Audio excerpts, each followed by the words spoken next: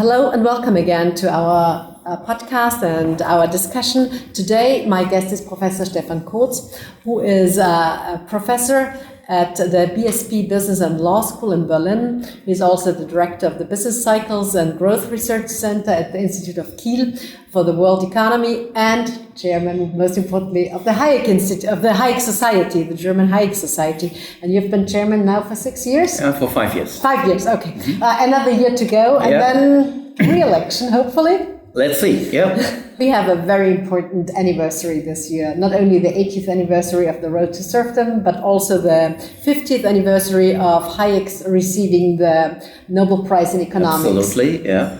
So, and 125 years of Hayek himself. Of course, yes. He has been born in Vienna, but he passed away in Freiburg, in Breisgau. Left Vienna as a young man, actually, in his early 30s to go to the LSE. What was his next step? The next step was to go to America and be around in Chicago. Yes, and then he returned and he came to Freiburg. Right. And then from Freiburg for a short trip in Salzburg. Unfortunately, the people did not treat him very nicely there. And then... Until 1974, then things changed a lot. Yeah. Yes, exactly. Then all of a sudden he was welcome. But talking about Hayek and his various steps, his library was split in 3 parts. One is in Freiburg, one is at Hoover, and the third part is still in Salzburg. So, are there any interests that you unite the library? Well, not yet. There are no initiatives that I knew of. The Hayek Society, of course, is not so much backward-looking. It's more forward-looking. So we want to learn from his idea, and we want to check how can we adapt his classical liberal thinking to the problems that we have today. There are so many parallels. Therefore, there's a lot to learn from him.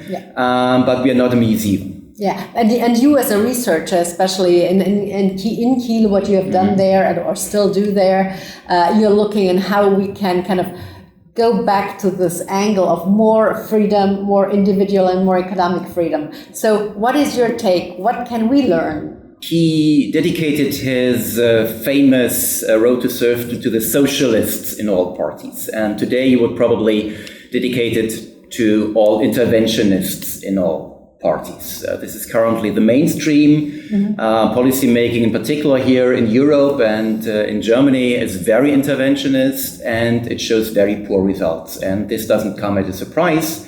And there's a lot to learn from Hayek, why this is so, and what you can do to prevent this road to more and more interventionism with ever poorer results. Well, the pendulum is obviously swinging back after we had seen, in the 70s and early 80s with Thatcher and Reagan, a freer and more, individual freedom, but more economic freedom as well, and more growth rates. But now it's back to more socialism, more central planning, especially on the Brussels side. So how can we explain that if we want growth, if we want well-being for everybody, that we don't need bureaucrats and interventionism? How would you explain this to the next generation? Well, this has a lot to do with his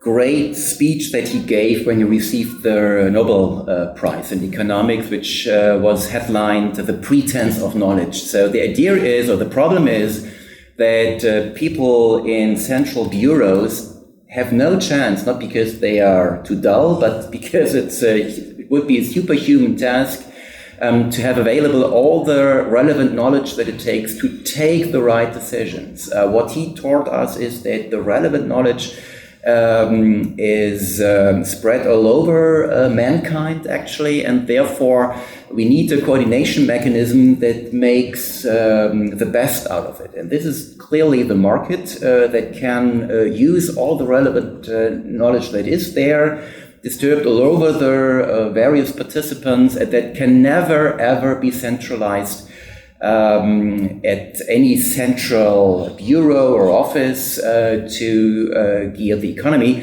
And, this is, of course, extremely difficult to explain to policymakers who want to make the place a better world. So they have very good intentions typically, but they are overestimating what they can do if they do it without the market. This dispersed knowledge is still relevant because even in times of AI and digitalization, there is no such thing as full information.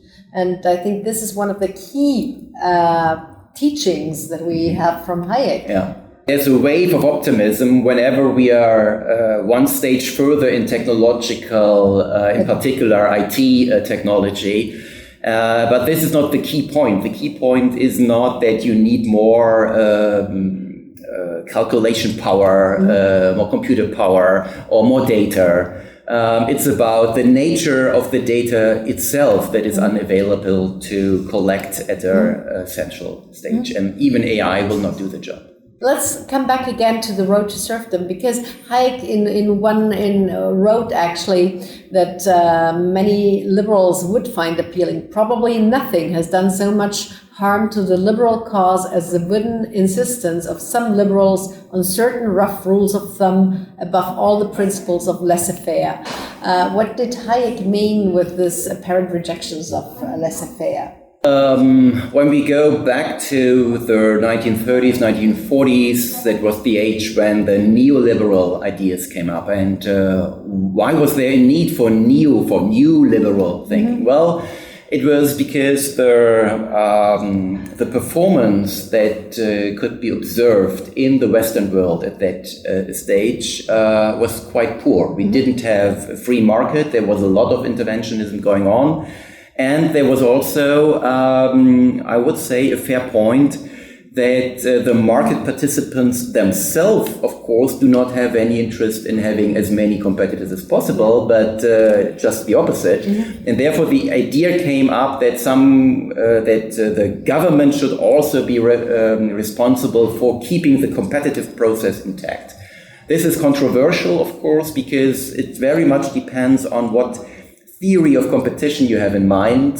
Clearly, the idea that the order liberals have was too strict. Just explain for our audience, who are the order liberals? The order liberals are the German branch of the neoliberal. So the Freiburg guys, exactly, which did a fantastic job, of course, to bring Germany back on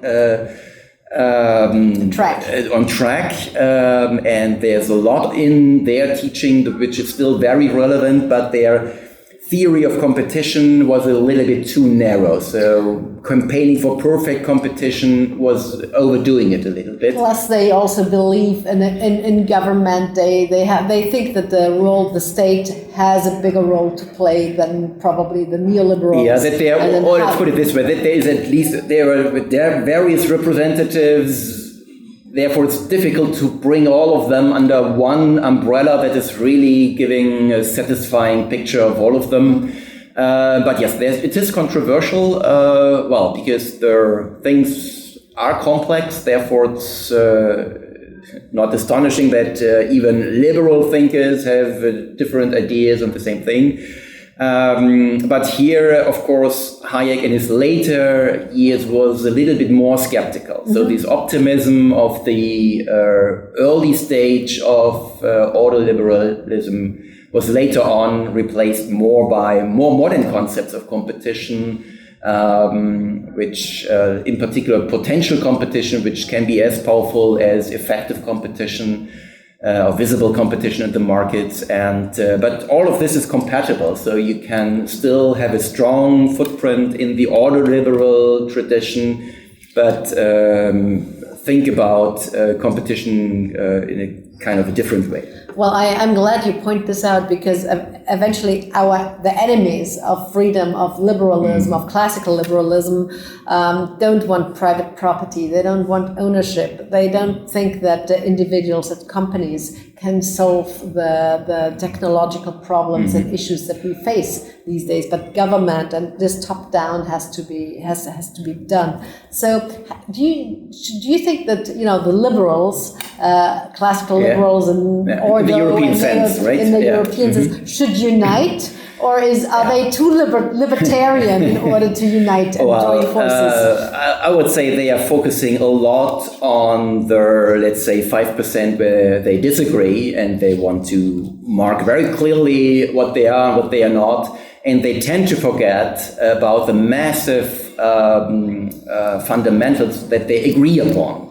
Therefore, I would say as long as there's so much interventionism going on that all liberals are critical about, let's unite forces and criticize this up to the point when we come to a more liberal country, and then we can still disagree on how far should we go from there. Do you think there is a future for our classical liberalism? Absolutely. I would say liberalism is going through waves, then there's a rebirth of liberal ideas probably in every generation. Unfortunately, the opposite is also true, because when do people discover the power of liberal ideas? It's when freedom actually is when you have lost it too much. So when the negative consequences of an interventionist approach to policymaking become so obvious,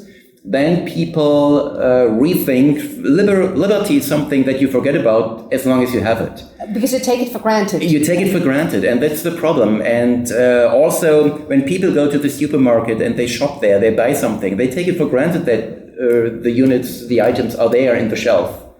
And that they can pay with whatever means of payment they want to. Exactly. And they don't think about what's going on kind of in the background. We are coordinating 8 billion people around the earth. They are communicating in one way or the other in terms of economic coordination. And this is fantastic. That could never, ever be done. This job could never, ever be done by a central global agency for production or whatever. And therefore, people take too many things for granted. And also, they tend to overlook the threats to freedom. So, Stefan, really, from the bottom of your heart, what are the biggest threats to individual liberty and economic liberty, and being here in Germany? Starting with individual liberty, I think what we are currently seeing is that the freedom of speech is kind of limited, not by a government decree, but the whole atmosphere is extremely sensitive to any criticism. And this is, of course, a huge problem for our democracies, because democracy means all opinions come on the table and then the best views can prevail. And the more we narrow the spectrum of ideas, the less likely we are to find the best solutions for our societies. And in terms of entrepreneurial activity, well, clearly it's the deep mistrust in market processes. And this is in the nature kind of the market process. You never know what the final outcome is. This is why you have competition. If you already knew what the outcome should be, then forget about competition. You don't need it. And this, of course, it's a problem also because the way we teach economics, it's not a German problem, it's a global problem.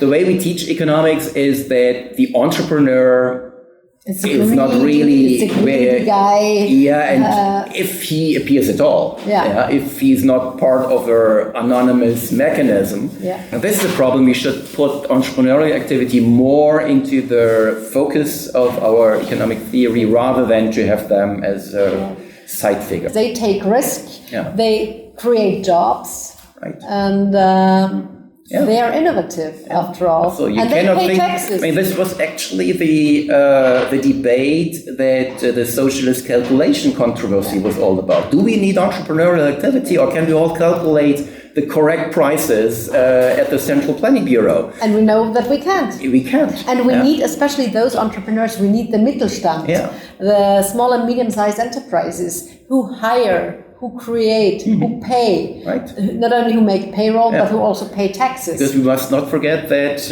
even the large companies, they also become more and more like a large bureaucracy, and we need the small, dynamic entrepreneurs, of course. And this was actually the key of economics miracle, of Germany's economic miracle, and the success that Germany has had for decades, and now they're gone. They're kicked out of the country because of these policies that are currently being they are in very low esteem in the public opinion. This is the problem as well. So what can we do when you are a teacher, you're a professor? How can we teach economics that the next generation all of a sudden is interested in, or wants to become entrepreneurs themselves, or want to be involved in this creativity, in this competition issues, and that we can change our society? Well, just follow my lectures at BSP.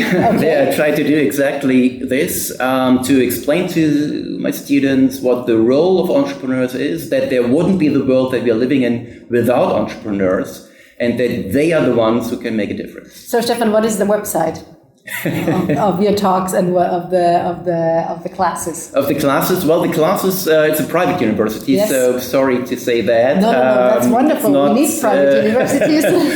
So the classes are not free for everyone. Well, it's BSP, it's Business School -Berlin.de. Wonderful. So, Stefan, thank you very much for joining me for this conversation, and we're looking forward to many more events together, and hopefully you will finally make it and join us for the Free Market Roadshow. All right. I will do my very best. Thank you.